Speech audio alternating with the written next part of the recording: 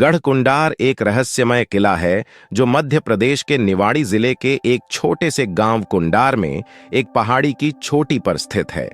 यह झांसी एवं ओरछा से लगभग 50 किलोमीटर की दूरी पर स्थित है। यहाँ सड़क मार्ग से पूरे वर्ष किसी भी मौसम में आसानी से पहुंचा जा सकता है। यह मध्य प्रदेश की एक महत्वपूर्ण ऐतिहासिक विरासत है जो अपने दामन में प्रेम, लालच, घृणा और भयंकर रक्तपात की एक रहस्यमयी गाथा समेटे हुए है। गढ़कुंडार के इतिहास के प्रमुख व्यक्तित्व नागदेव और रूपकुंवर के प्रेम प्रसंग की कहानियां आज भी बुंदेलखंड के लोक गीतों में गाई जाती हैं। यह किला इस तरह से बनाया गया है कि लगभग 10 किलोमीटर की दूरी से देखने पर यह नग्न आंखों से आसानी से दिखाई पड़ता है, लेकिन जैसे ही आप इसके करीब जाते हैं तो यह धीरे धीरे गायब होता जाता है और अंततः आंखों से पूरी तरह ओझल हो जाता है। इसके गायब होने की पहेली को समझना बहुत आसान है। यह किला चारों तरफ से छोटी छोटी पहाड़ियों से घिरा है। जैसे जैसे हम आगे बढ़ेंगे, आसपास की पहाड़ियां बड़ी दिखने लगेंगी और किला उनके पीछे छिपता चला जाएगा और आगे चलने पर कई रास्ते नजर आने लगते हैं और यह अंदाजा लगाना मुश्किल हो जाता है कि किले की ओर कौन सा रास्ता जाएगा। इस भूल भुलैया के कारण किले पर हमला करने आई दुश्मन सेनाएं अक्सर गलत रास्ते पर भटक जाती थीं।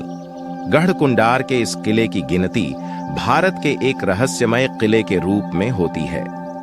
आसपास के लोगों का कहना है कि कुछ समय पहले यहाँ पास में गांव में एक बारात आई थी। बारात किले में घूमने के लिए या तहखानों में दफन खजाने को ढूंढने के लिए आई। घूमते घूमते लोग तलघर में चले गए। इसके बाद वो अचानक से गायब हो गए। उन 60 से 70 लोगों का आज तक पता नहीं चल पाया। इसके बाद कई ऐसी घटनाएं देखने को मिली जिसके बाद किले के जमीन के नीचे के सभी दरवाजों को बंद कर दिया गया। ये किला किसी भूल भुलैया से कम नहीं है। जानकारी न हो तो इसमें ज्यादा अंदर जाने पर कोई भी रास्ता भूल जाता है। किले के अंदर अंधेरा होने पर यहाँ काफी डरावना लगता है। कहते हैं कि किले में एक खजाने का रहस्य छिपा है जिसे तलाशने के लिए कई लोगों ने अपनी जान गंवा दी है। इतिहासकारों का कहना है कि यहाँ रहने वाले खंगार राजाओं के पास अपार धन संपदा हुआ करती थी। फिर अचानक एक रात हुए भीषण रक्तपात में संपूर्ण वंश समाप्त हो गया और खजाना एक रहस्य बनकर रह गया और आज भी मृत लोगों की फौज खजाने की रक्षा कर रही है। और जो भी खजाने की चाह में किले के तहखानों में गया वापस लौटकर नहीं आया और यह रहस्य एवं तिलिस्म आज भी बरकरार है। और अब बात करते हैं किले वास्तुशिल्प एवं तकनीक की। गढ़कुंडार किले की कुल ऊंचाई 150 फीट और चौड़ाई 400 फीट है। किले का प्रवेश द्वार 20 फीट ऊंचा है। किला परिसर की सुरक्षा सुनिश्चित करने के लिए बाहरी दीवार में कई बुर्ज बनाए गए हैं। किले की बाहरी दीवार पर 21 बुर्ज हैं। किला परिसर को 5 ब्लॉकों में बांटा गया है। इसे इस तरह से डिजाइन किया गया है कि यह नए आगंतुकों के लिए एक पहेली बन जाता है। किला एक खुले विशाल प्रांगण के चारों ओर बना हुआ है। किला बलुआ पत्थर से बना है जो स्थानीय क्षेत्र में आसानी से उपलब्ध होता है।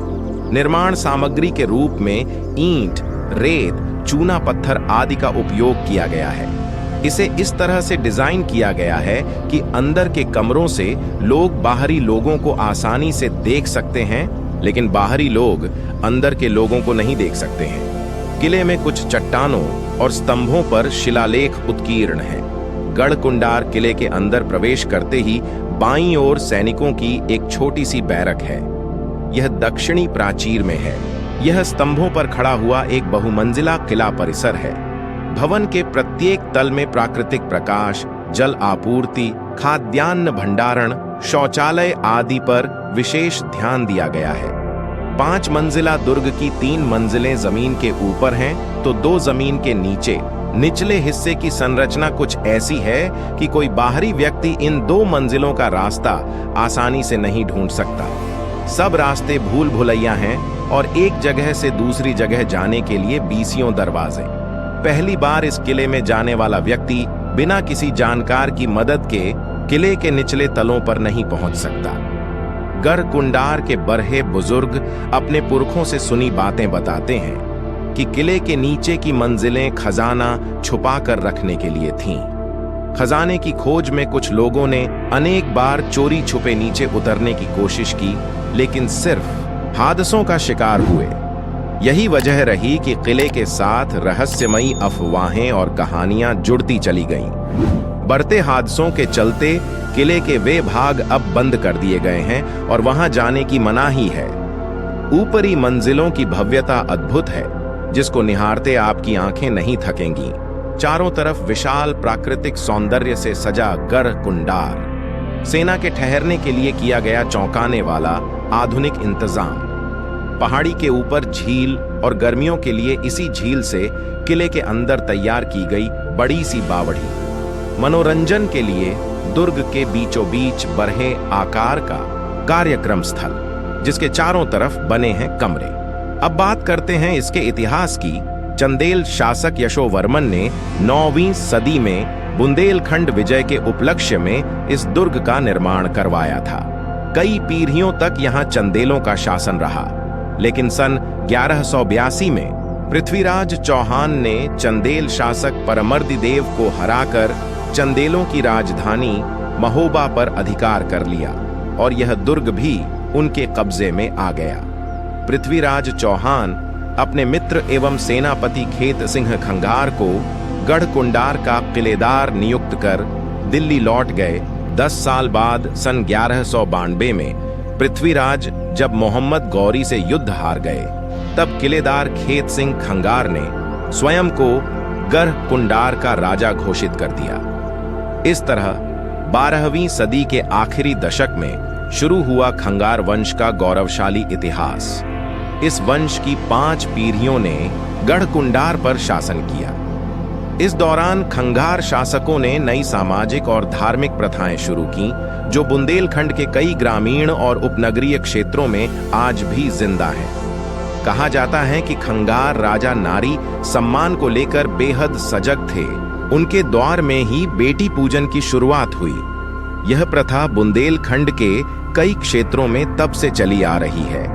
स्थानीय स्तर पर गाए जाने वाले लोकगीत और लोक कथाओं में खंगार वंश के गौरवशाली इतिहास की झलक देखी जा सकती है। ऐसी ही 2 कथाओं में खंगार वंश के अंत का पता चलता है।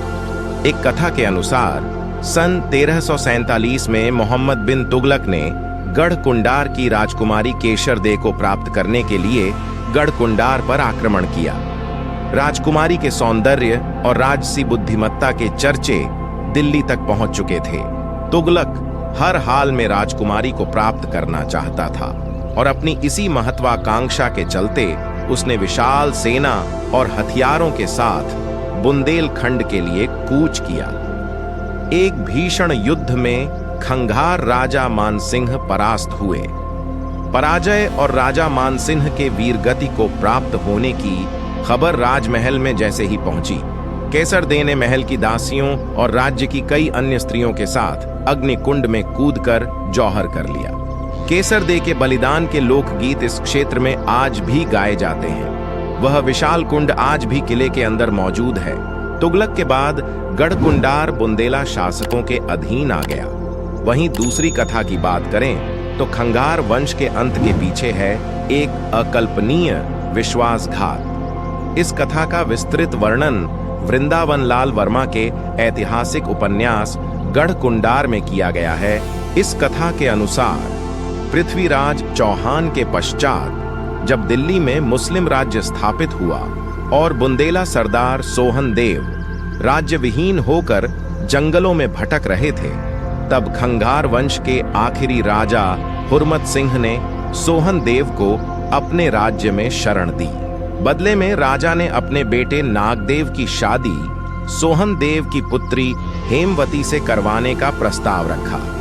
सोहन देव, जो हुरमत सिंह का राजश्रय प्राप्त थे, ने इस प्रस्ताव पर विचार करने के लिए कुछ समय मांगा।